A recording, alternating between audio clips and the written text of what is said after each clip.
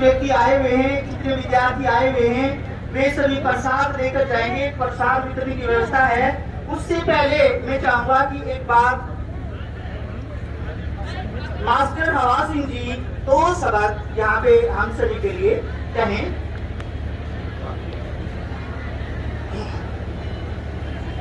आदरणीय उपायुक्त महोदय डॉक्टर शक्ति सिंह जी, यहाँ आने पर मैं गांव की तरफ से आपका हार्दिक स्वागत करता हूँ, अभिनंदन करता हूँ और इस समय निकालने के लिए, व्यस्त कार्यक्रम में से समय निकालने के लिए मैं आपका आभार व्यक्त करता हूँ। आपकी ही प्रेरणा से ये फंक्शन देख रहे हैं हम, आपकी प्रेरणा से वो कमरे बने हैं, छोटे कमरे की नींव रखी गई है, इसमें सब में आपकी प्रेरणा है या फोकस आपका साथ है। हम तो एक मामूली से बीच में कार्य करता है। मेरी शब्दों के साथ एक बार फिर उपायुक्त जी का बहुत बहुत धन्यवाद करता हूँ। हमारे बीच हमारे जिला शिक्षा अधिकारी श्री मदन सिंह चोपड़ा, हमारे जिला मौलिक शिक्षा अधिकारी श्री सुभाष भारद्वाज, हमारे डिस्ट्रिक्ट प्रोजेक्ट कोऑर्डिनेटर डुल साहब, हमारे शिक्षा विभाग की शान श्री सुदर्शन पूनिया जी और हमारे शिक्षा विभाग के जितने भी हमारे ऑफिसर्स, जितने भी शिक्षक आज यहाँ विद्यालय में आए हैं, उन सभी का भी हम हार्दिक स्वागत करते हैं। और शिक्षक दिवस के इस पावन अवसर पर मैं चाहूंगा कि हमारे विद्यालय की छात्रा सारिका अध्यापक शिक्षक दिवस के बारे में 2 शब्द कहे और उसके बाद हमारा कार्यक्रम संपन्न हो जाएगा और अपना जिला शिक्षा विभाग का कार्यक्रम शुरू हो जाएगा। सारिका। आज मैं जिला उपायुक्त महोदय का यहाँ पहुँचने का हार्दिक अभिनंदन करती हूँ। मैं एक बात अवश्य कहना चाहूंगी सभी बच्चों से जो यहाँ उपस्थित है, सभी बच्चे ध्यान दें। हमारे यहाँ पर हमारे बड़े बड़े माननीय हमारे जिला उपायुक्त महोदय श्री शक्ति सिंह IAS ऑफिसर यहाँ पधारे हैं और मैं सब बच्चों से कामना करूंगी, माता सरस्वती से कामना करूंगी कि सभी बच्चे आज एक प्रण लें, सर से सीखें कि हम भी इस मुकाम पर पहुंचे। धन्यवाद। और हमारे प्राचार्य जी की उम्मीदों आशाओं पर हम खरा उतरें।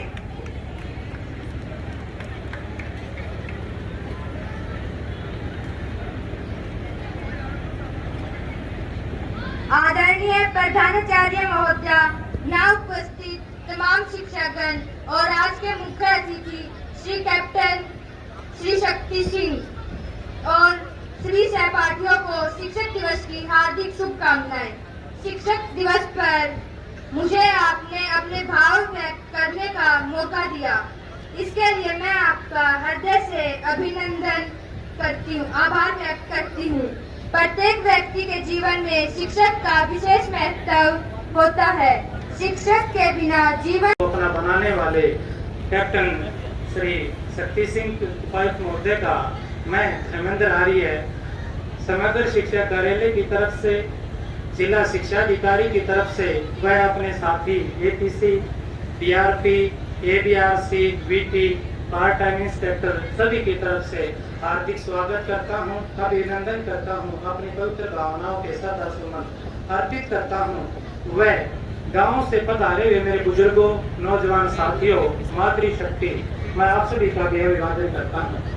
हम सभी के लिए बड़े ही गर्व का विषय है कि हम ऐसे चीर स्मरणीय क्षणों के साक्षी बने हैं। स्कूल की नींव रखी गई है, गांव की पंचायत का प्रबंधन कमेटी का और प्राचार्य महोदय के सहयोगी साथी अध्यापकों का भी मैं अभिनंदन करता हूं और पूरे अपने शिक्षा जगत के अधिकारियों की तरफ से ये धन्यवाद करता हूं कि आपने गांव का सहयोग लेके स्कूल निर्माण का कार्य किया। ये स्कूल निर्माण का कार्य छात्र हित में व विद्यालय हित में मील का पत्थर साबित होंगे और हमारे जो भारतीय सभ्यता और संस्कृति के अंदर गुरु का जो सम्मान है वो एक 5 सितंबर से कोई नई बात नहीं है। हमारे यहाँ तो एक पर्व के रूप में मनाया जाता रहा है, गुरु पूर्णिमा के रूप में आप सभी से मनाते रहे हैं। तो मैं उपायुक्त महोदय से अनुमति चाहूंगा कि इस कार्यक्रम की शुरुआत की जाए और निवेदन करूंगा कि पुष्प अर्पित करें माँ सरस्वती के चरणों में।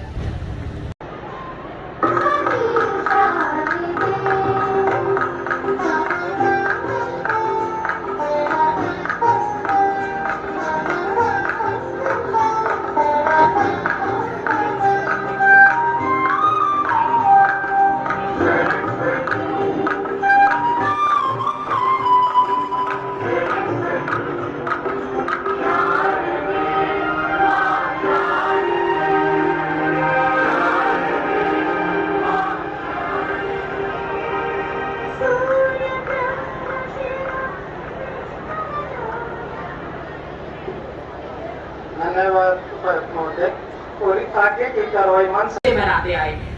उनके जन्म की पृष्ठभूमि और उनके परिवार की पृष्ठभूमि से हम सभी बेहतरीन तरीके से वाकिफ है। उनका एक कथन मुझे बहुत छूता है कि पुस्तकें वो साधन हैं जिनके माध्यम से हम विभिन्न संस्कृतियों के बीच पुल का निर्माण कर सकते हैं, और यही भूमिका हम अध्यापक अपने विद्यार्थियों के साथ निभाते हैं। आपने बिल्कुल सही कहा मीनाक्षी मैम। एक शिक्षक की अपने विद्यार्थियों के जीवन में क्या अहमियत होती है, इसका अंदाजा हम सभी ने लगाया हुआ है, क्योंकि हम सभी कहीं ना कहीं या तो शिक्षक हैं या मेंटर्स हैं।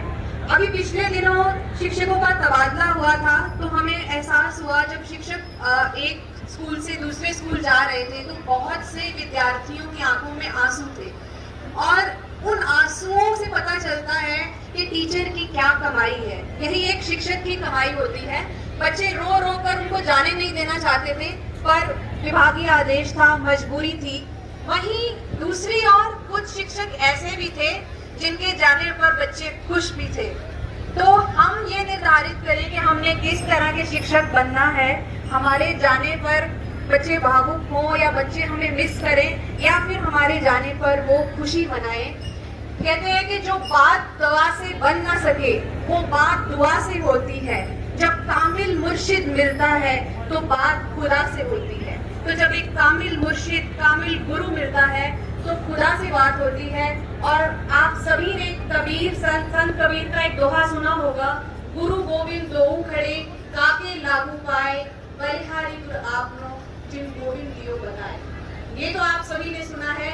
कबीर जी का एक और दोहा है कि जाका गुरु भी अंधला, चेला खरा निरंद, अंधा अंधा ठेलिया, दोनों कूक पड़न।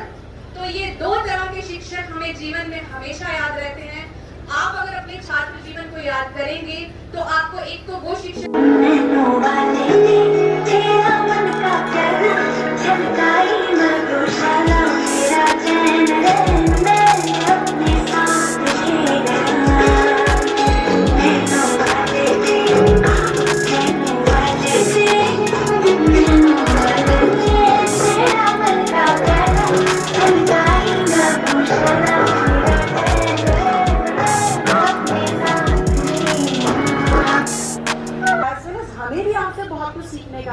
आज जो प्लेटफॉर्म मुझे मिला है उसमें सिर्फ मैं आपको कुछ बता के नहीं जा रही हूँ, आप लोगों की इंटरेक्शन से, आप लोगों के व्यवहार से मैं भी बहुत कुछ सीख के जा रही हूँ। इट इज ऑलवेज ये हमेशा एक टू वे प्रोसेस होता है। आप मुझे दे रही हैं, मैं भी आपसे कुछ ले रही हूँ। सो ये जो प्रोसेस है टू वे होगा। दूसरी चीज़ जो आपका टीचर है वो एडवोकेट करने के साथ साथ आपको केयर टेकिंग भी सिखाता है। आप अपने टीचर के अम्ब्रेला में, उसकी छत्र छाया में बहुत ही प्रोटेक्टेड फील करते हो। एम आई राइट और नॉट? अगर आपके प्रिंसिपल सर होते हैं वो आपको जब एक प्रोटेक्शन देते हैं इन एवरी मैटर, चाहे वो आपका पर्सनल मैटर है चाहे आपका प्रोफेशनल मैटर है, तो यू फील वेरी गुड और आपको बहुत ही अच्छी सी फीलिंग होती है कि यस हमारे परिवार का मुखिया हमारा ध्यान रखना है। इसी तरीके से जो आप शिक्षक बैठे हैं, जो मेंटोर्स बैठे हुए हैं, जो इंस्ट्रक्टर्स बैठे हैं, जब आप अपने स्टूडेंट्स को प्रोटेक्ट करते हैं, ये उन बच्चों के ऊपर एक न्यूरल बेसिस को उनके दिमाग पे एक न्यूरल बेसिस इम्प्रेस कर देता है, इम्बेडेड कर देता है कि यस ये टीचर बहुत अच्छा। और आपने देखा होगा जब आप लोग स्टूडेंट थे, कुछ टीचर्स के साथ आप बड़े कॉम्फर्टेबल थे अपनी पर्सनल बात को भी शेयर करने में, और कुछ टीचर्स के साथ बहुत स्ट्रिक्टली वो आपके साथ बिहेव करते थे, आप उनके साथ कॉम्फर्टेबल नहीं थे। तो टीचर क्या है, वो आपको एडवोकेट भी करता है, आपके लिए केयर भी करता है, आपको हेल्प भी देता है और आपकी जिंदगी को एनर्जाइज करता है, ऊर्जा प्रदान करता है। अगर आपका टीचर ऐसा है जो आपकी नॉलेज को अपडेट रखता है, जैसे कि मैं चाहती हूँ कि आजकल के जो शिक्षक हैं, स्पेशली कोरोना टाइम में हमने देखा कि ऑनलाइन मोड के लिए हमारी कुछ इनहिबिशंस थी, हमें एक डर था कि शायद हम इससे कोप अप नहीं कर पाएंगे। लेकिन एज ए गुड शिक्षक आपने कहा कि बच्चों का करियर खराब। पावन मंदिर में शहीद सुरेंद्र कुमार राजकीय वरिष्ठ माध्यमिक विद्यालय में उपस्थित मेरे बहुत ही सम्मानित बुजुर्ग नौजवान साथी अधिकारीगण, आज के इस आयोजन के मुख्य अतिथि, सभी सम्मानित शिक्षक, और प्यारे बच्चों। अब बच्चे सोच रहे होंगे पीछे के अच्छा भला कोई गाना चल रहा था, कोई डांस चल रहा था, बीच में पता नहीं कहाँ से आ गया। तो मैंने थोड़ी देर बोर करूँगा और थोड़ी देर बोर होना पड़ेगा। हमारे जो शिक्षक हैं, जो ABRC हैं, BRC हैं, वो भी सोच रहे होंगे कि आज तो हमारा हैप्पी बर्थडे है, शिक्षक दिवस है, सभी शिक्षकों का जन्मदिन है, अच्छा भला हम मना रहे थे और आप बीच में भाषण लेके पहुंच गए। तो कोई बात नहीं, उद्देश्य बोर करने का बिल्कुल नहीं है। और शिक्षक को क्या शिक्षा सिखाएंगे हम? अगर आप मंच पे खड़े होकर बोलने लायक बने हैं तो उन शिक्षकों की वजह से बने हैं जिन्होंने हमें तराशा और आप यहाँ तक आने लायक बनाए। उसी के बारे में बात कर रहे थे प्रोफेसर शादनी कि हमारे अंदर होती है वो एक दोहा जो है ना कि कस्तूरी कुंडल बसे इमरन ढूंढे बनवाही। तो हैप्पीनेस जो है वो अंदर ही होती है, कोई डाउट नहीं है। लेकिन जब भी मुझे इतनी सी गैदरिंग मिलती है तो मैं मौके का फायदा उठाता हूँ, थोड़ा सा कंजूस हो जाता हूँ। बहुत सी चीजें हैं जिनके बारे में बात करनी होती है, मैं सोचता हूँ चलो आज मौका पड़ा है। और वो कहते हैं बोला आज तो बस रेस उड़ाने पड़ेगी, सारी बात पढ़ाऊंगा। देखिए, मेरा उद्देश्य कोई व्याख्यान देने का नहीं है, मुझे कोई टीचर्स को शिक्षा देने का उद्देश्य नहीं है और ऐसा होना भी नहीं चाहिए, मेरे बस का भी नहीं। पढ़ाना एक अद्भुत कला है, ज्ञान अर्जित करना अलग होता है, लेकिन उसको फिर उस व्यक्ति को सिखाना जो ज्ञान लेने आया है वो एक अलग कला है। ग्रेजुएट तो बहुत होंगे, लेकिन जो एजुकेशन ग्रेजुएट्स हैं उनको ये पता है कि पढ़ाना कैसे।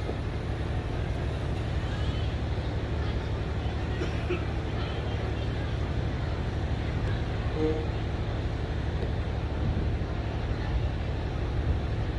आप जो शिक्षक हैं उनके लिए मैं कहना चाहूंगा कि आपको एक अनूठा वरदान मिला।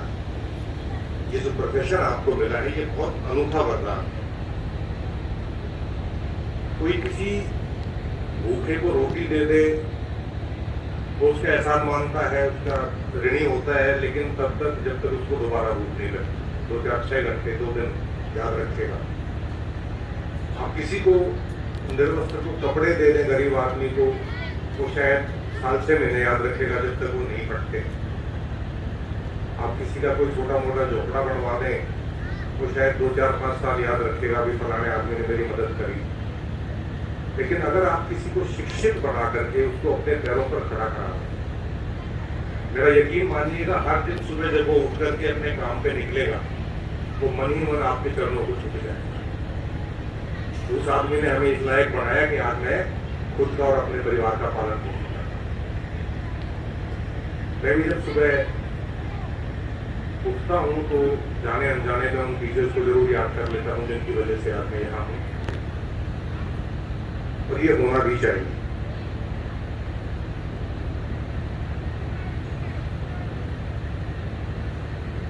ये बच्चे को इतना लंबा जोड़ा पता नहीं कितने नोट्स बना रहे हैं, अभी बोर होने शुरू हो गया ना, फिर बहुत मुश्किल काम हो गया। टीचर्स के लिए एक चीज जैसे शालिनी मैडम के ही उद्बोधन से काफी कुछ मैंने सुनाया है। स्कूल कैंपस जो है ना, आपकी शिक्षा और सफल शिक्षक होना वहां से शुरू हो जाता है जहां से आप अपने कैंपस को एक वेलकम प्लेस बनाते हैं। It becomes a welcoming campus. बच्चे में उत्सुकता होनी चाहिए घर से सुबह सुबह उठ करके, और वो घर वालों से रोड़ा कर ले, माँ जल्दी रोटी दे दे, स्कूल जाना लेट हो गया। होता ये है कि घर वाले पूरी पकड़ के लेके आते हैं, बच्चा उठती तरफ भाग रहा होता है, कहते हैं नहीं स्कूल छोड़ के आएंगे। अगर आप अपने कैंपस को, अपने स्कूल को, हमारे शास्त्री जी होते थे वो एक किस्सा बताया करते थे, वो ब्राह्मण गाँव में पढ़े थे, बलदेव उनके साथ पढ़ा करता है, बलदेव ब्राह्मणिया कहा करते। तो जब वो स्कूल में हुआ करता तो क्लास में जब टीचर कोई सवाल पूछता ना तो उनका कहता था गुरु जी देखो असल में तो जो आपने पढ़ाया मेरे बढ़िया, जो थोड़ा बहुत समझ में आया था वो इस तरह पढ़े थे, पढ़ते फिर भूल गया। तो स्कूल को पढ़ाना पढ़ने दो, स्कूल को वेलकम प्लेस बनाइए कि बच्चा खुश होके आए कि हाँ मैं स्कूल जा रहा हूँ। It's a thing to celebrate, not to learn. एक और चीज जो हम अक्सर गलती करते थे, वो आ जाता है कि माँ बाप शुरू में 2 साल लगाते हैं, कम से कम 2-2.5 साल लग जाते हैं बच्चे को ये सिखाने में कि चलना कैसे है और बोलना कैसे। चलना और बोलना सिखाने में 2 साल लगते हैं और उसके बाद बाकी की उम्र सारे के सारे बच्चों को ये सुनना पड़ता है, चुप बैठ जा, चुप रह, देर बैठ जा। तो अगर चुप ही रखना था तो बोलना क्यों सिखाया था उसको? और अगर उसको घूमने फिरने नहीं देना था, एक्सप्लोर नहीं करने देना था, तो उसको आपने चलना क्यों सिखाया? मेरा कहने का मतलब यह है कि बच्चे के प्रश्नों पर रोक ना लगाएगा, बच्चों को इंक्विजिटिव बनाइए कि जी ये कैसे हो गया, ये क्या हो गया। हो सकता है वो बेहद बचकाना सवाल पूछेगा, बच्चा है तभी तो बचकाना सवाल पूछेगा ना। लेकिन आप एक चीज को सोच के देखिए, पेड़ से टूट के सेब जमीन के ऊपर गिरता रहा है लाखों वर्षों से। सिर्फ एक बच्चे ने सवाल पूछा और विज्ञान के एक नए चैप्टर की उत्पत्ति हो गई। अगर उस बच्चे ने सवाल नहीं पूछा होता तो हम ग्रेविटी के बारे में कुछ नहीं जान रहे होते आज के। बच्चों की उत्सुकता को जागृत कीजिए, उसको दबाइए मत। Let the children ask questions. अधिक से अधिक ये हो सकता है कि आपको शायद उस दिन उसका उत्तर ना पता हो, आप उनको कह सकते हैं बेटा कोई बात नहीं, हम पता करके बताएंगे। हो सकता है ऐसा प्रश्न पूछे जिसे सारे बच्चे हंस लें, अच्छी बात है, एक रकम सुनाना पड़ेगा, वैसे हंस लेंगे। But make them inquisitive. एक परिस्थिति जो बनती है वो बहुत जल्दी से बच्चों में ये टेंडेंसी आनी शुरू हो जाती है, हमें तो बहुत से लोगों में है। कोई बात होगी जी सर ये ऐसे ऐसे वहां मुझे पता है। सर्वपल्ली राधाकृष्णन जी ने एक कोट कहा था, लेकिन when we say we know, we cease to learn। जब हम ये कह देते हैं कि हमें पता है, उसी मोमेंट हम सीखना छोड़ देते हैं। और संपूर्ण ज्ञान किसी के पास नहीं हो सकता। तो ये चीज कहना कि मुझे पता है, ये बेवकूफी है। सीखने के वक्त गुरु कभी छोटा बड़ा नहीं होता, गुरु हमेशा ही बड़ा होता है।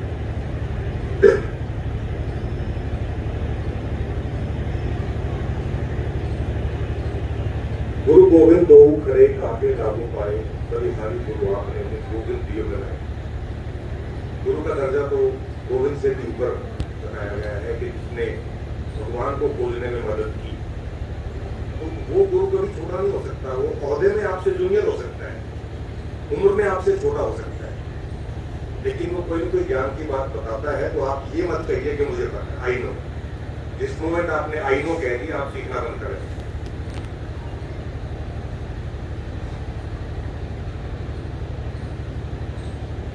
कुछ बातें बच्चों से भी करना चाहूंगा, और जो उपस्थित सभी शिक्षक बैठे हैं, विद्यार्थी बैठे हैं, वरिष्ठ जन बैठे हैं।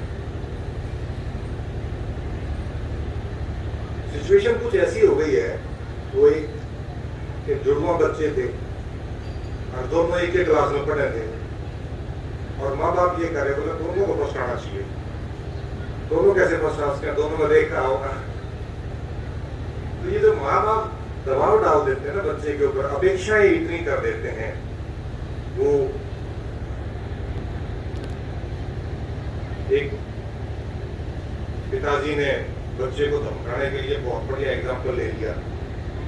बोला तुम्हारे को पता है अब्राहम लिंकन जब तुम्हारी उम्र के थे, जब क्लास में फर्स्ट आया करते, बच्चा पलट कर बोला जी जब आपकी उम्र के थे अमेरिका के राष्ट्रपति बन लिए थे।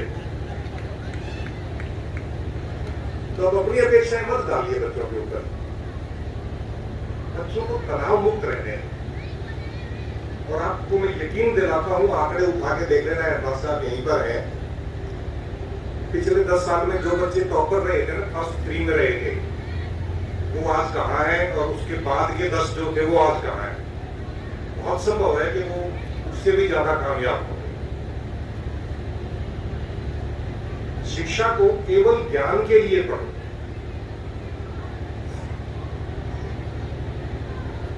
होता क्या है, एक मैं आपको मनोविज्ञान बताता हूँ। वैसे तो प्रोफेसर शालिनी का डोमेन है ये, पर मैं एक तुक्का सा ट्राई करता हूँ। खासतौर पे बच्चों के लिए भी है, और जो शिक्षक हैं यहाँ पर वो भी कोशिश कर सकते हैं इस चीज की। कि जब हम कोई किताब पढ़ते हैं सिलेबस की, हमारा 80% ध्यान इस बात पे होता है कि अगर इस पाठ में से सवाल आएगा तो उसका जवाब कैसे लिखूंगा। परीक्षा का तनाव, पहले तो हम उसमें से क्वेश्चन बनाने की कोशिश करते हैं, इसमें से क्वेश्चन कैसे बनेंगे, और बन जाएगा तो उसका जवाब क्या लिखूंगा। बाकी 20% में से 10% दिमाग इस तरफ होता है, बोला मैं तो यहाँ किताब के टेप रख रहा हूँ, बहुत सारे टेलर लग रहे हैं, उनको खेल की भावना याद आ जाती है। और तीसरी चीज, जो बचा कुचा 10% दिमाग बचता है, उसको याद करने में बहुत समय लगता है। इसका विपरीत देखिए जरा, जैसे ही कोई नई कैसेट या नया गाना आता है, नई फिल्म आती है, कोई भी गाना जैसे ही सुनते पहली बार में पूरा याद हो जाता है, ट्यून समेत, अगर अच्छा लगे उसकी धुन भी याद हो जाती है, गाना भी याद हो जाता है। और मैं गारंटी से कह सकता हूँ, उसी गाने को अगर चैप्टर बना के हिंदी की किताब में कविता बना के लिखते हैं तो 3 महीने याद नहीं होगा, क्योंकि जब वहां आ गया तो फिर वो पेपर बढ़ गया किसका। तो इसलिए मैं अनुरोध ये करूंगा सभी टीचर्स से भी और बच्चों से भी, परीक्षा के लिए मत पढ़ो। इसका दूसरा एग्जाम्पल बताता हूँ। सभी बच्चे बैठे हैं यहाँ पर, जब आप 8वीं पास करके 9th क्लास में जाते हो और कोई छोटा भाई बहन 8वीं क्लास की किताब के बारे में पूछता है, भाई ये बताना चाह रहे हैं, ये बता दो मेरे को, तो उसका जवाब बोलो ये तो आसान है, पिछले साल नहीं मेरे 3 महीने में याद आया था, इस बार आसान है। आसान इसलिए है क्योंकि इस बार वो पेपर में नहीं आ रहा। जैसे ही पेपर का दबाव खत्म हुआ, वही चैप्टर आसान हो गया। जब आप पढ़ें तो पूरे मन से पढ़ो, ये भूल जाओ कि पेपर देना है, कोई बात नहीं, बात कुछ ज्ञान हासिल करना है, ये पढ़ना है बस।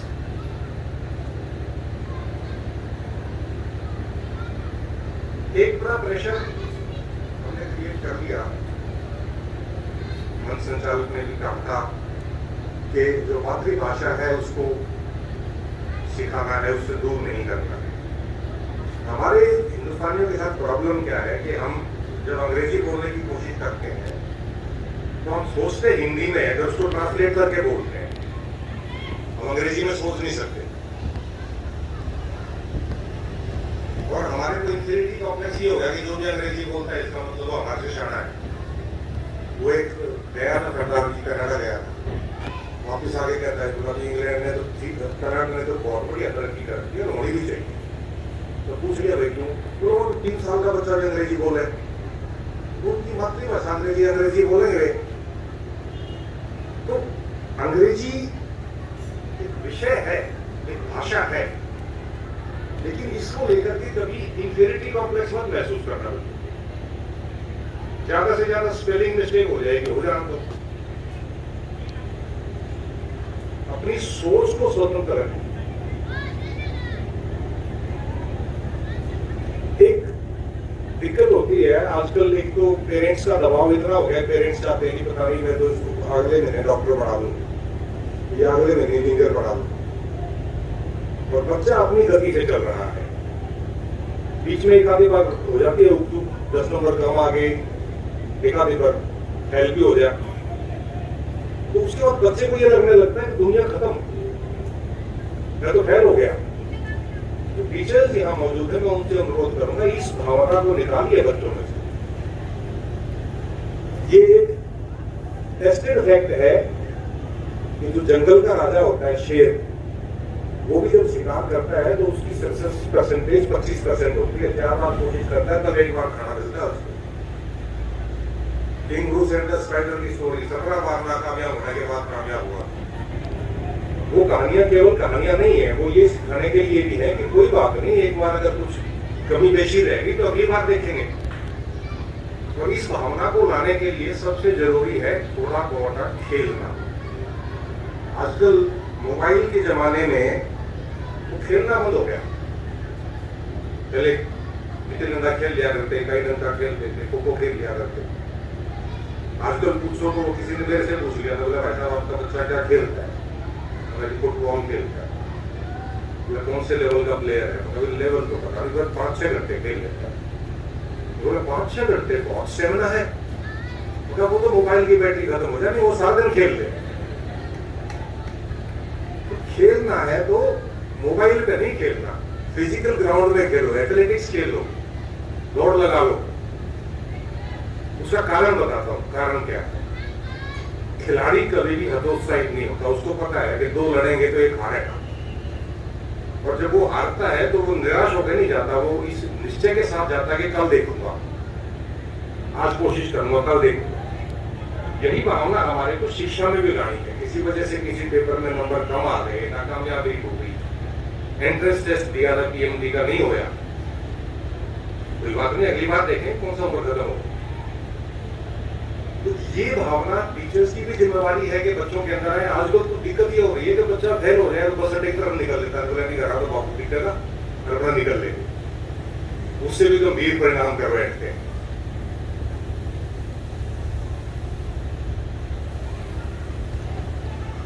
काफी समय ले लिया मैंने, 2-4 बातें जरूर और करूंगा आपसे, मैं जरूरी समझता हूँ।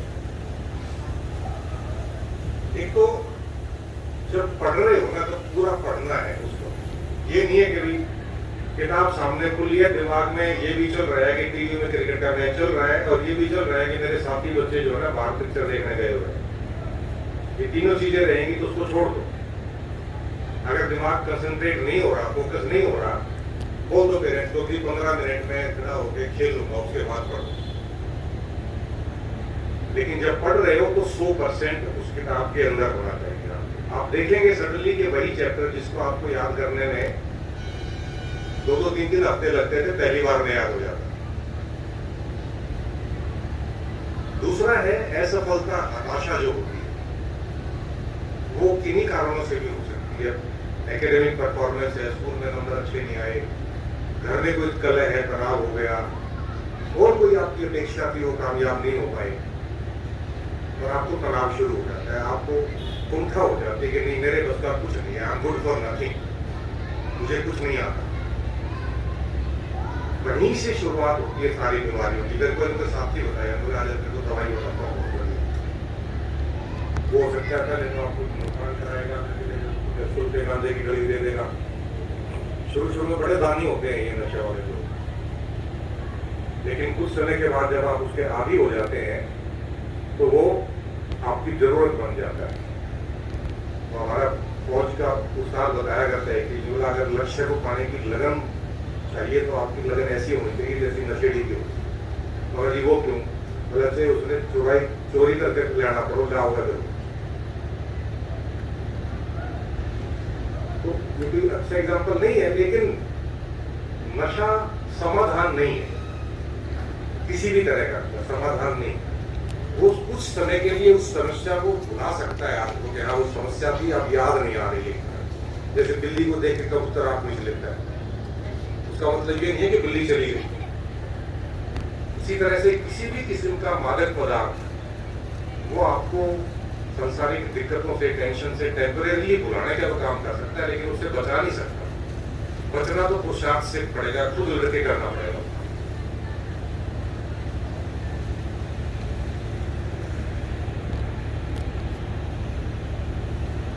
एक और चीज जो पहले गांव में बहुत ही रिलीजियसली, बहुत ही मन से फॉलो की जाती थी, बड़े बूढ़ों का सम्मान करना, मातृशक्ति का सम्मान करना। आजकल कहीं ना कहीं वो हम फिल्मों में देख देख के उन चीजों से दूर हो गए। मैं जिस पिछले स्टेशन पे पोस्टेड था तो वहां एक दुर्घटना हुई। एक कोई कुएं में मोटर उतारने के खोलने के लिए गया था, वहां गैस बनी हुई तो उसको पता नहीं था, उसको निकालने के चक्कर में दूसरा गया, तीसरा गया, 4 बच्चे गए एक साथ। मैंने मन में सोचा अगर ये लोग बुजुर्गों के पास बैठे होते, उनकी बातें सुनी होती कि ये ज्ञान इनको जरूर होता है कि अगर इस तरह कोई में उतरना है तो क्या प्रिकॉशन करने चाहिए, गुजरती वाले लड़का के देख लिए भाई गैस ना हो। तो बुजुर्गों के पास थोड़ा समय जरूर निकाल,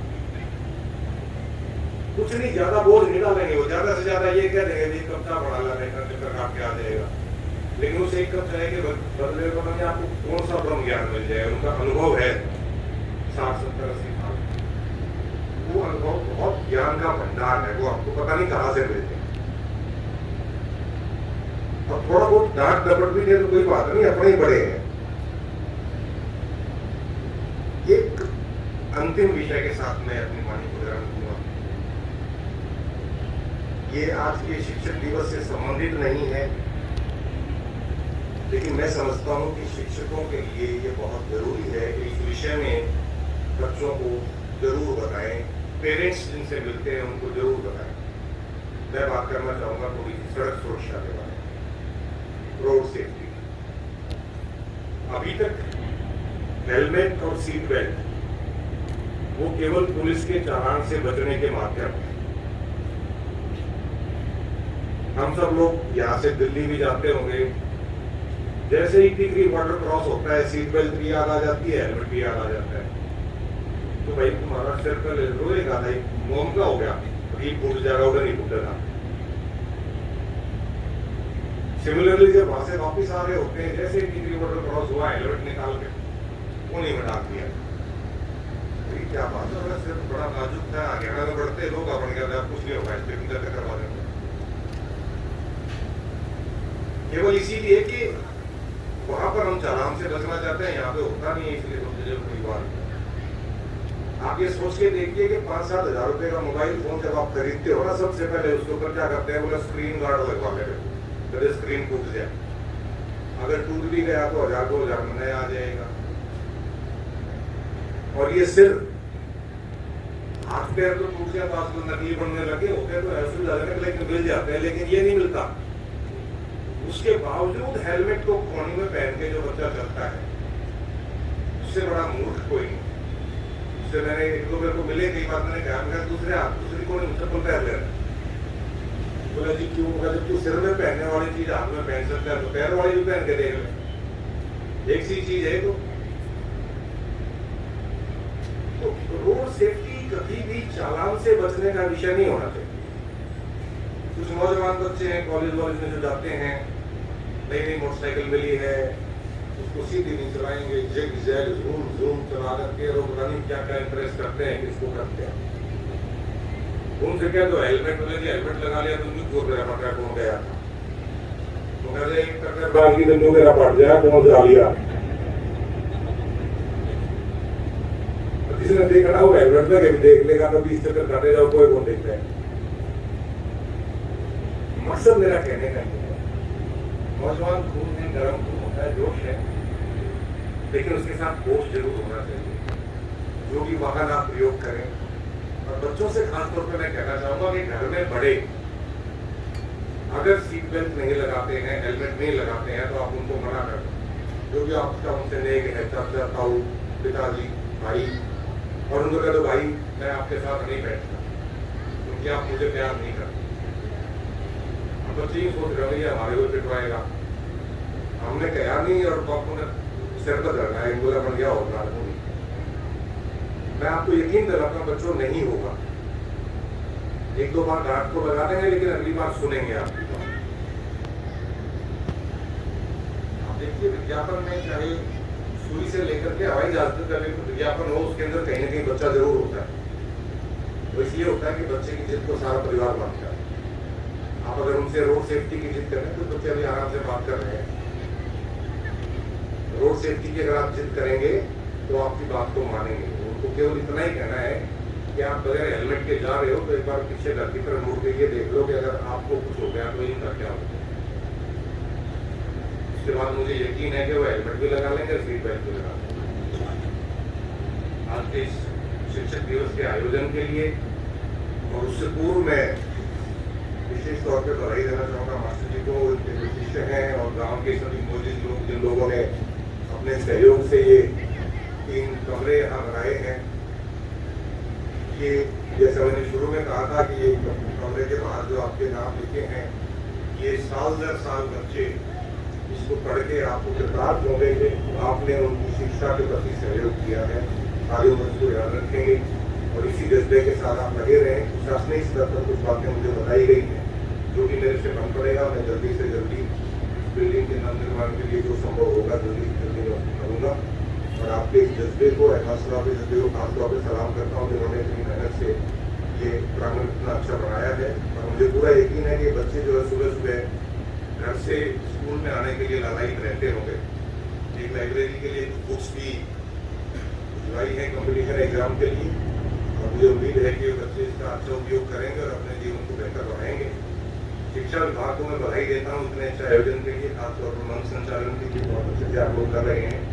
तो फिर शालिनी को मैं धन्यवाद देना चाहूँगा, उन्होंने इतना अच्छा मोटिवेशनल लेक्चर दिया।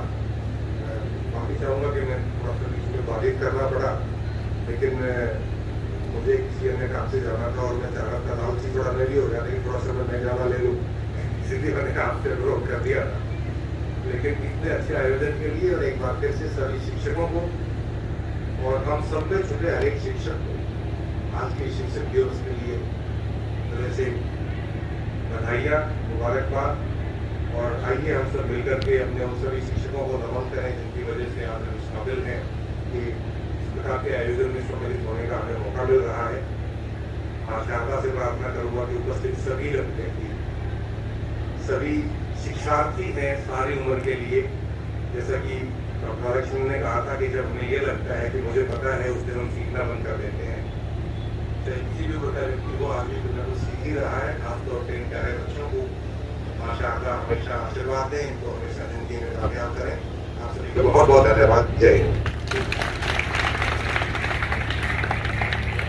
बहुत बहुत धन्यवाद सर, इतने प्रेरणादायी संबोधन के लिए और मोटी। आज माँ सरस्वती की इस पावन कर्म भूमि पर शहीद सुरेंद्र जी सीनियर सेकेंडरी विद्यालय में पधारे मेरे बहुत ही सम्मानीय बुजुर्गों, माताओं, बहनों, आज इस समारोह के केंद्र बिंदु यहाँ पर मार्गदर्शन मिल रहा है, नेतृत्व मिल रहा है। मैं उस परम पिता परमात्मा से विनती करता हूँ कि ये हमेशा हमारे को मिलता रहेगा दिशा निर्देश, ताकि हम अपने इस फील्ड में, अपने इस मुकाम में वो जो है पूरा एक संस्कारों की पाठशाला वास्तव में बनाए। इन शब्दों के साथ मैं बहुत बहुत यहाँ पर बुजुर्गों का और माननीय शालिनी जी का, माननीय उपायुक्त महोदय का तहे दिल से अभिनंदन करता हूँ, स्वागत करता हूँ। जय।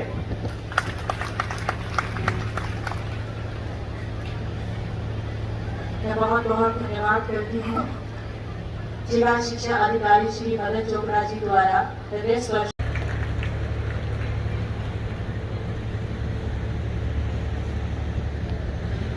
कहते हैं कुछ करके दिखा, इस दुनिया में काम बहुत है, संसार में जीतने के मुकाम बहुत हैं। सिकंदर वही जो जीत के दिखा दे, वरना कोशिश करने वाले इंसान बहुत हैं। सर आपका बहुत बहुत शुक्रिया। और इसी कड़ी में मैं हमारे आज के कार्यक्रम के आयोजक सहित शिक्षा विभाग के समस्त उच्च अधिकारी जनों से नम्र निवेदन करती हूँ, आज के कार्यक्रम के स्मृति के रूप में हमारे कार्यक्रम के मुख्य अतिथि माननीय जिला उपायुक्त महोदय कैप्टन श्री शक्ति सिंह जी को भी स्मृति चिन्ह देकर सम्मानित करें।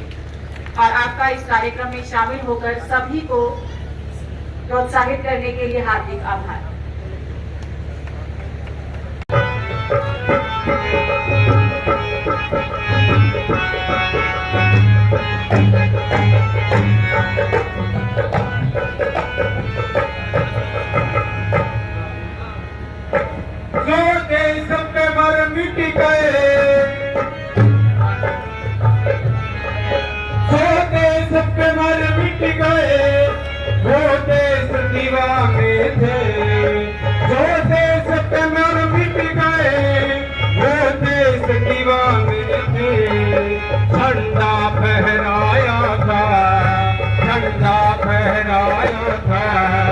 असली मर्दा नहीं थे, झंडा फहराया था, असली मर्दा नहीं थे।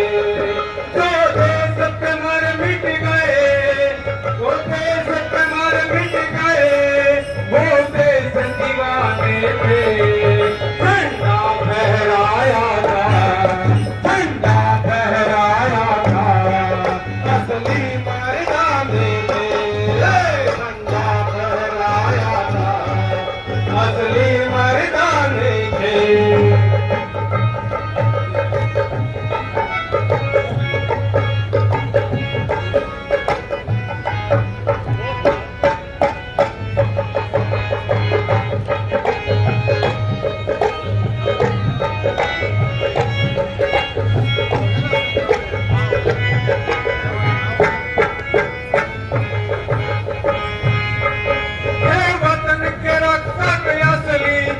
सीने पे खा गए गोली, हे वतन के रक्षक असली सीने पे खा गए गोली।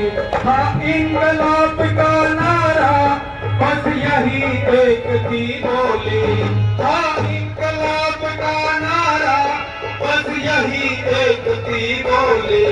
ना घर में पड़ सोए, ना घर में पड़ सोए, जंगल में ठिकाने थे, ना घर में पड़ सोए, जंगल में ठिकाने थे। जो देश पे मर मिट गए, जो देश पे मर मिट गए, वो देश दीवाने थे। झंडा फहराया था, झंडा फहराया था, असली मर्दाने थे।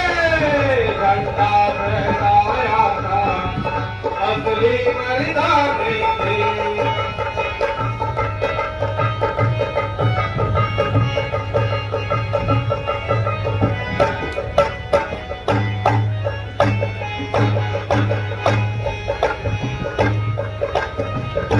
बताया है ये आजादी मिली ऐसे नहीं मिली, आजाद इसके अंदर मुर्दे हैं वो उजड़े हैं। और हमारी जो माता बहनें जो विधवा हुई है तो बहुत कुछ हमारे देश को देना पड़ा तब जा करके ये आजादी मिली। तो कैसे बताया आगे,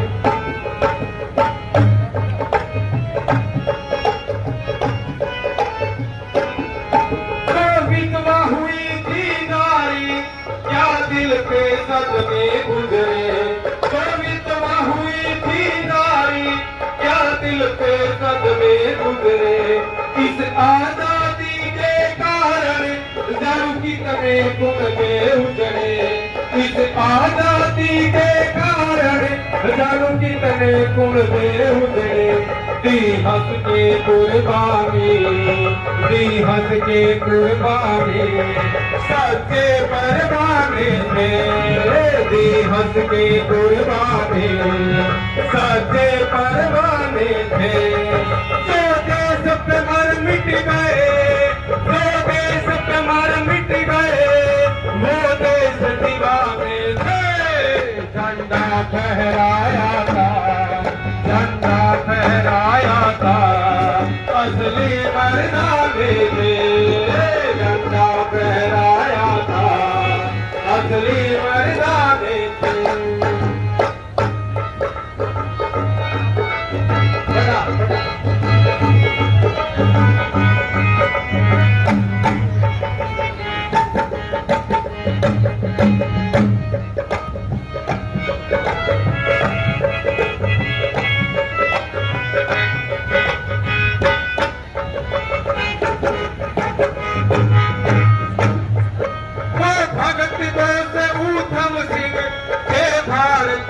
के वीरा, वो भगत बोल से ऊधम सिंह, हे भारत माँ के वीरा। आजादी लग छोड़ी ना उनके जैसा हीरा, आजादी लाके छोड़ी ना उनके जैसा हीरा। दिल में एक सपना था, दिल में एक सपना था, अंग्रेज भगाने थे। दिल में एक सपना था, अंग्रेज भगाने थे। जो देश पे मर मिट गए, जो देश पे मर मिट गए, वो देश दीवाने थे। झंडा फहराया था, झंडा फहराया था, असली मर्दाने थे। झंडा फहराया था, असली मर्दाने थे।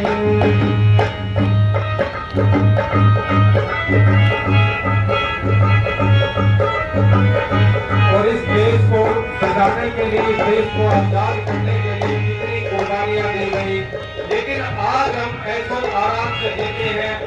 और इस देश के अंदर जो कुछ होना चाहिए था, हमारे उन शहीदों ने सोचा था कि ऐसा हमारा देश हो, लेकिन कुछ गड़बड़ी है, भ्रष्टाचारी है। तो कैसे रामदेव आगे बताया है,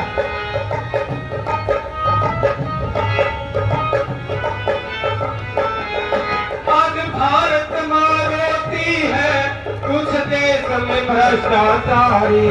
आज भारत माँ रोती है उस देश में भ्रष्टाचारी। ये अपना पेट बढ़ाते कह देवेंद्र प्रचारी। ये अपना पेट बढ़ाते कह देवेंद्र प्रचारी। प्रियंका तात कर गई, प्रियंका तात कर गई। जो गीत पुराने थे प्रियंका तात कर गई। जो गीत पुराने थे जो देश पे मर मिट गए, जो देश पे मर मिट गए। वो गीत पुराने थे जो देश पे मर मिट गए, वो देश दीवाने थे। झंडा फहराया था, झंडा फहराया था, असली मर्दाने थे। झंडा फहराया था, असली मर्दाने थे। सभी का बहुत बहुत धन्यवाद। द्वीप नौखंड में गुरु से बड़ा ना कोई, से बड़ा ना कोई। सार तीरथ धाम आपके चरणों में। हे गुरुदेव प्रणाम आपके चरणों में, चरणों में। सारे तीरथ धाम आपके चरणों में। हे गुरुदेव प्रणाम आपके चरणों में।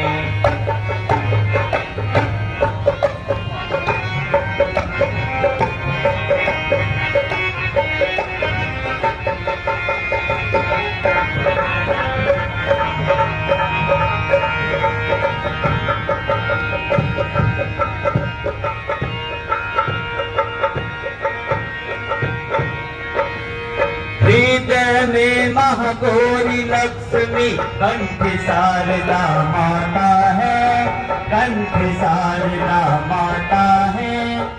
जो भी मुख से वचन कहे जो वचन सिद्ध हो जाता है, वचन सिद्ध हो जाता है। हे गुरु ब्रह्मा हे गुरु विष्णु हे शंकर भगवान आपके चरणों में। हे गुरुदेव प्रणाम आपके चरणों में। सारे तीर्थ धाम आपके चरणों में। हे गुरुदेव प्रणाम आपके चरणों में।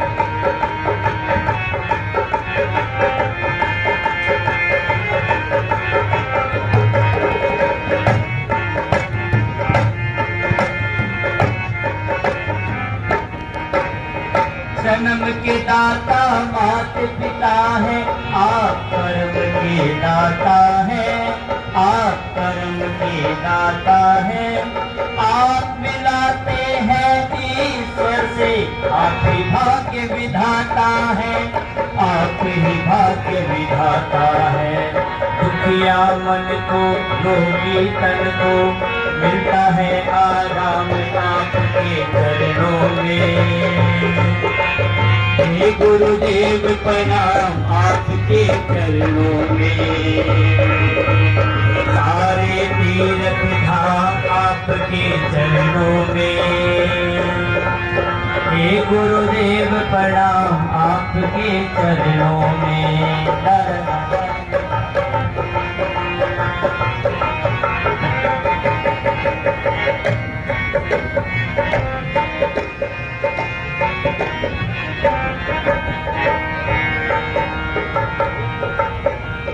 निर्बल को बलवान बना दो, मूर्ख को विद्वान प्रभु, मूर्ख को विद्वान प्रभु, मूर्ख को विद्वान प्रभु। देव कमल और बंसी को भी ज्ञान का दो वरदान प्रभु, ज्ञान का दो वरदान प्रभु। हे महादानी हे महाज्ञानी ओ, हे महाज्ञानी हे महादानी, मिलता है आराम आपके चरणों में। हे गुरुदेव प्रणाम आपके चरणों में, चरणों में सारे तीर्थ धाम आपके चरणों में। हे गुरुदेव प्रणाम आपके चरणों में, हे गुरुदेव प्रणाम आपके चरणों में, हे गुरुदेव प्रणाम आपके चरणों में। धन्यवाद।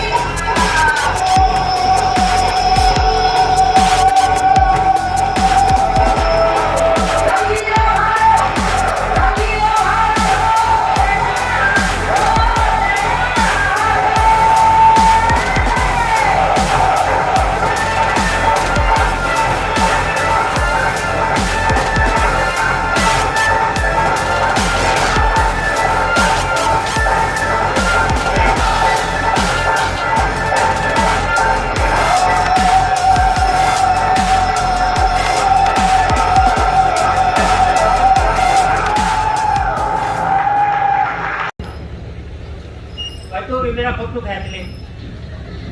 ये कैमरामैन बड़ा अच्छा होता है। मैं बताऊँ ये कैमरामैन बनता कौन है? जो आदमी बचपन से एक दूसरों के घरों में साफ ध्यान रखे ना, बड़ा हो गया कैमरामैन बनता। अच्छा मेरी समझ में नहीं, मेरे फोटो पे क्या अपने बाल बन रहा होगा? मेरा तो रंगीन कैमरे के लिए अक्सर आ गए। बहुत बढ़िया, अच्छा लगा। धर्मेंद्र जी बैठे हैं। मैं धर्मेंद्र जी इतने मतलब दिमाग वाले आदमी मैंने आज तक नहीं देखे। ये आयोजन में जो महत्वपूर्ण भूमिका निभा रहे हैं। एक बजे का घर में चोर आ गया, और उन्होंने पहले चोरी करी, फिर धर्मेंद्र जगाया तो बोला खड़ा हो ले, तेरे घर में चोरी तो कर ली, पर मैं जिस घर में चोरी करूँ एक आदमी ने जरूर मारा करूँ। सब पुकार दिया चोर ने, धर्मेंद्र का हरा दिया। धर्मेंद्र ने बोला भाई साहब मारा मन्ना ये धन दे दिया। बोला ना भाई जी, एक आदमी ने जरूर मारूंगा। तो इसने अपनी लुगाई लगाई तो बोला ही ना मारते, लेडीज फर्स्ट। अब चोर ने पूछ लिया, बोला बहन जी आपका नाम क्या है? बोला मेरा नाम तो बसंती है। चोर हाथ जोड़ के खड़ा होगा, बोला बसंती नाम की किसी औरत को नहीं मारूंगा, बसंती तो मेरी माँ का नाम। और बोला धर्मेंद्र तू आ जाके। तो धर्मेंद्र डरता गया चोर धरे। बोला भाई साहब चोर तना चक्कू मारना तो बेशक मार दे, पर एक बात सुन ले, सारा काम मन भी बसंती कया कर। तो बड़ा अच्छा आयोजन किया है, सारे मिलके हमारे जितने भी अधिकारी हैं, राणा साहब बैठे हैं, सत्यवान जी बैठे हैं, और मन संचालन तो बहुत अच्छा कर रही है। देखो चेतना मैडम ने सच्ची बात बताऊं, आज ये किसी लायक नहीं रहे। अरे घर का संचालन तो ये कराया करती, हमारा बाहर का संचालन और खोज लिया। जोरदार तालियां इन महिलाओं की। अभी बता रही थी, अभी ट्रांसफर हुए कई मास्टर जो है बहुत रोने लगे। एक थोड़ा बताओ तो बोला कि मामला मास्टर भी बहुत रोया, मगर थाने इतना प्यार होगा इस बार रोता होगा। तो बोला जी प्यार बार कुछ नहीं, खबर भी दूर होगी। मास्टर इस बार भी रोन देता। अरे मास्टर थोड़े कंजूस हो, सच्ची मैं बात बताऊं, थोड़े से कंजूस इसलिए होते हैं कि जब हम मास्टर लाके जब अलग बदल डाल दिए। एक मास्टर डॉक्टर के चला गया तो बोला डॉक्टर साहब मेरे पेट में दर्द हो रहा है। डॉक्टर ने एक गोली दे दी, तो खाली ठीक हो जाएगा। और गोली लेके 4-5 घंटे बाद सब ठीक चला गया। तो बोला डॉक्टर साहब मेरे तो आराम नहीं होया। डॉक्टर ने बोला तो वो कैप्सूल ले ले, इसका आराम हो जाएगा। वो कैप्सूल भी ले लिया, थोड़ी देर में फिर चला गया। तो बोला जी मेरे तो आराम नहीं होया। तो डॉक्टर ने बोला भाई मैं एक इंजेक्शन लगाऊंगा।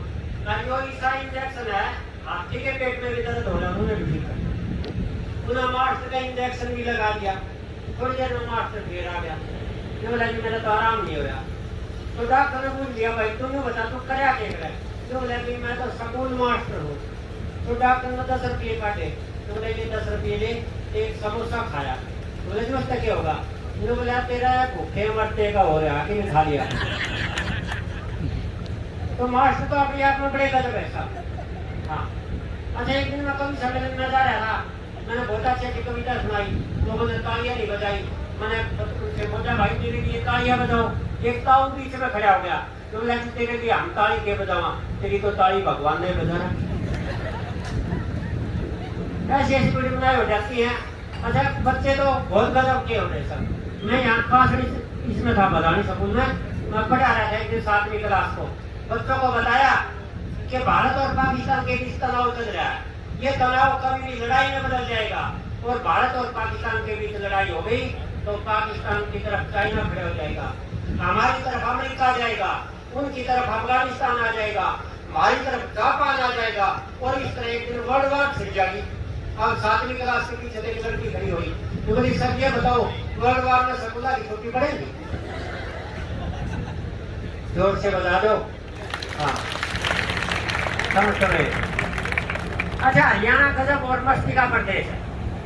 हरियाणा का एक आदमी बाहर आया बुढ़ा, डोका नहीं रहा, आगे पूरी आता ने बोला मैंने कितनी देर जीना है, मतलब कितनी देर खड़ा रहना ये बताओ।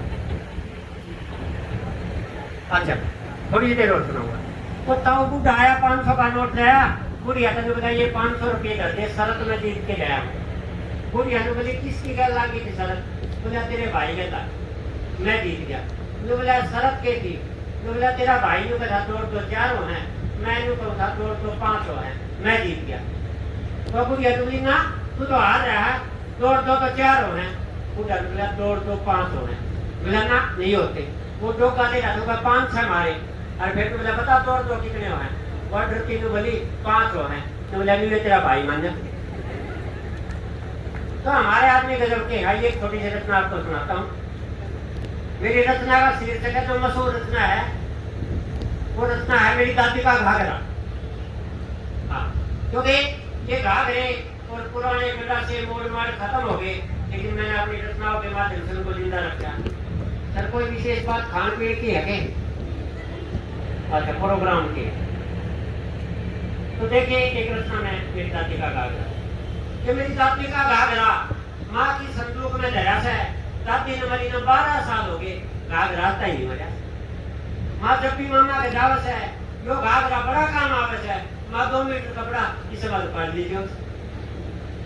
हमारे घर में 3 गोदड़ी से और तीनों गोदड़ी दादी के घाघरे में घड़ी से।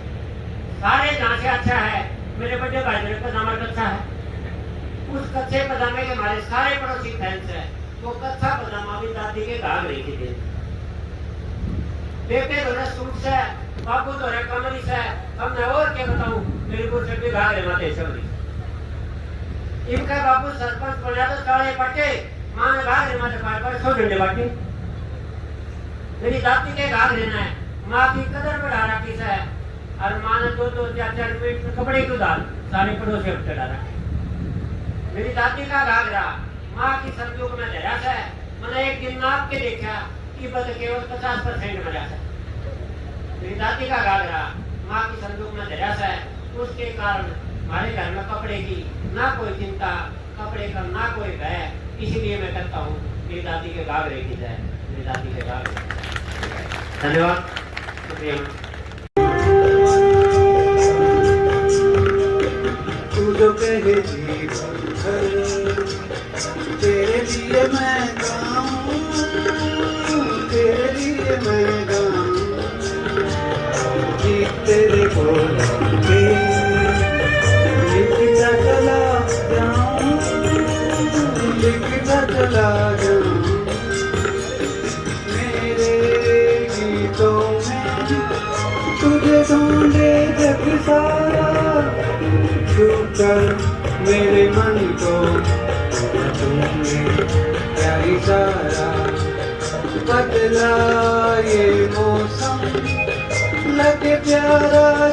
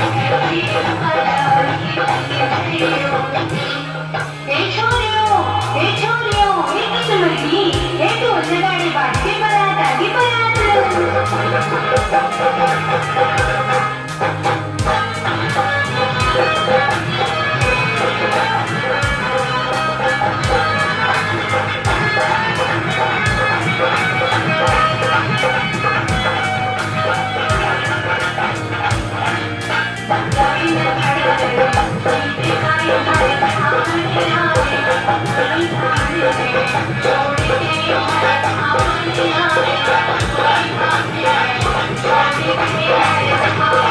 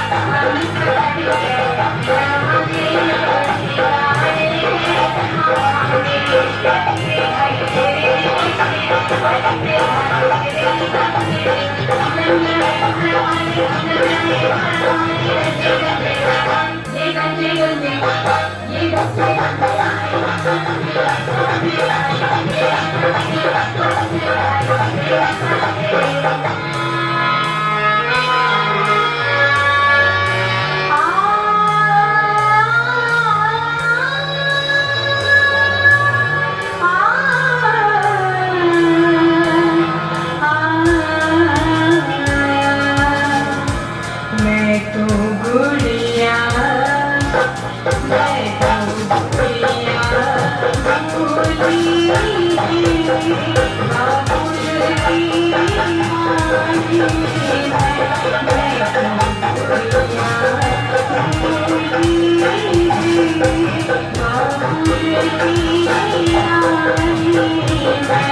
तुम्हारी पोती तुम्हारी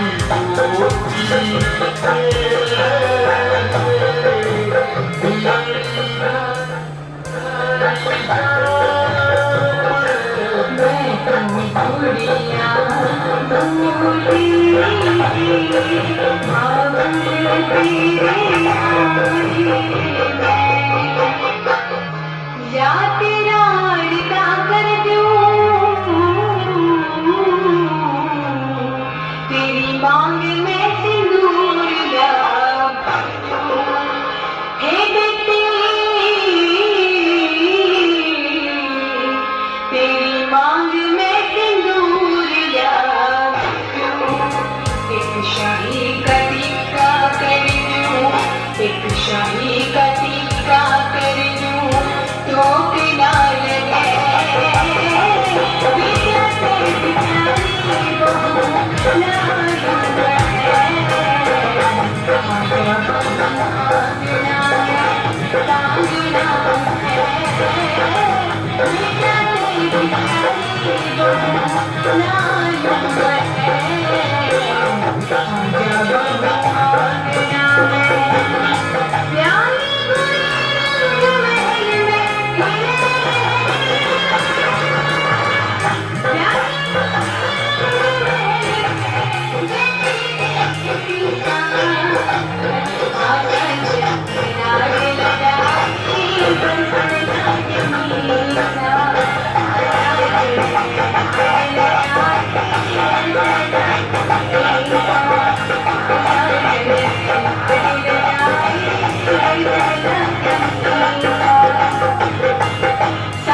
तेरी बहू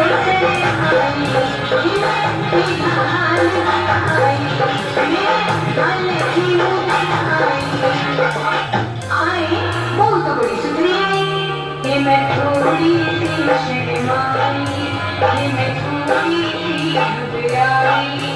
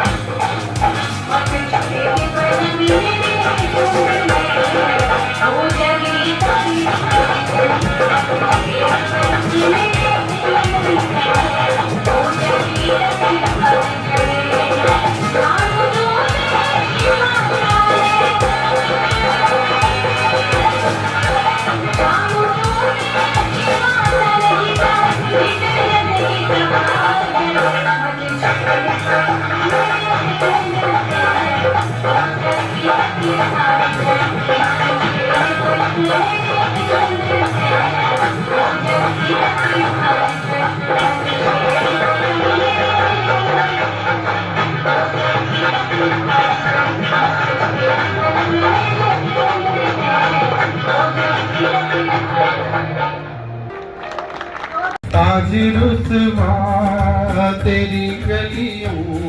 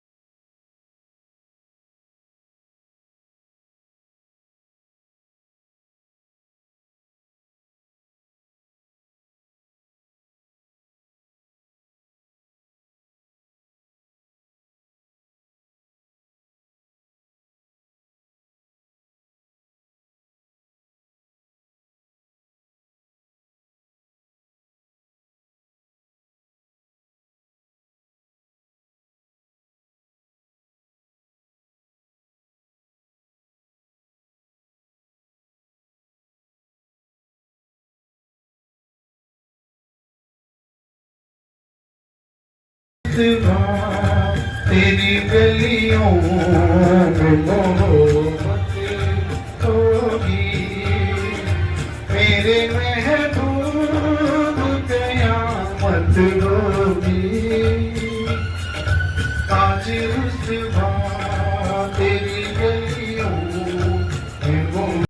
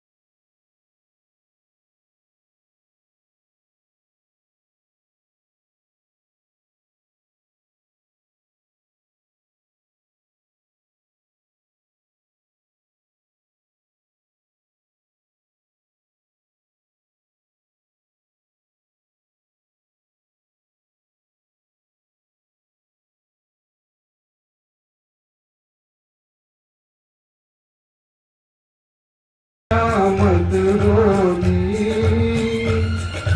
आज रुसवा तेरी गलियों में मोहब्बत होगी, मेरी नजरें तो गिला करती हैं, तेरे दिल को भी सनम तुझे शिकायत होगी, मेरे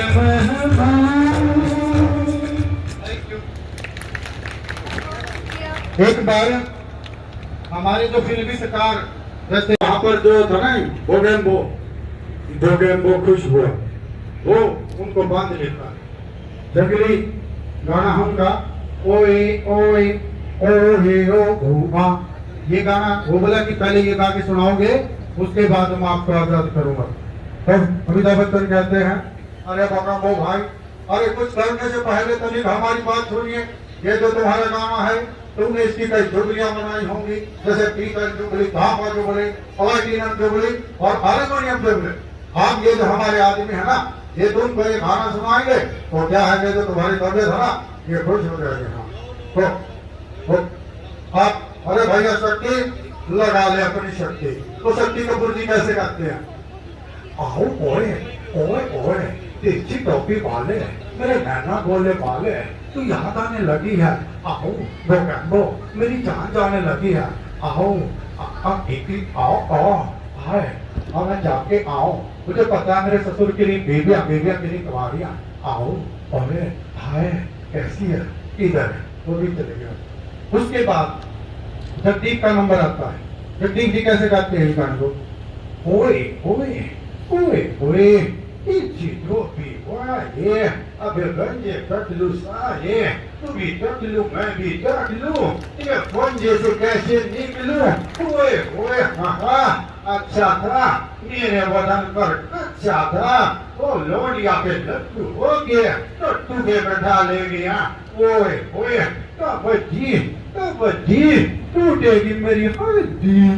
ये भी चलेंगे। फिर अपनी बात असरानी का नंबर आता है। वो कैसे गाते हैं? ओए ओए हाँ, आगे गांजिया टाक लूं सालिया, तू भी टाक लूं मैं भी टाक लूं, तेरा पंजे से कैसे निकलूं, ओए ओए हा, ये भी चले। फिर अजीत का नंबर आता है, अजीत ये भी विलन है, इसका नंबर आ मोना डाली, सारा शहर हमें सफेद लॉयन के नाम से जाने। माइकल तुम साइकिल पे आओ, come on Mona let's fly, क्यों ना हम सारा सोना लेके गोदाम पर पहुंच। इसके बाद अनुपम खैर और आ और आ अबे गंजे तक लू साले, अबे जा तू भी तक लू मैं भी तक लू, तेरे पंजे से कैसे निकलूं,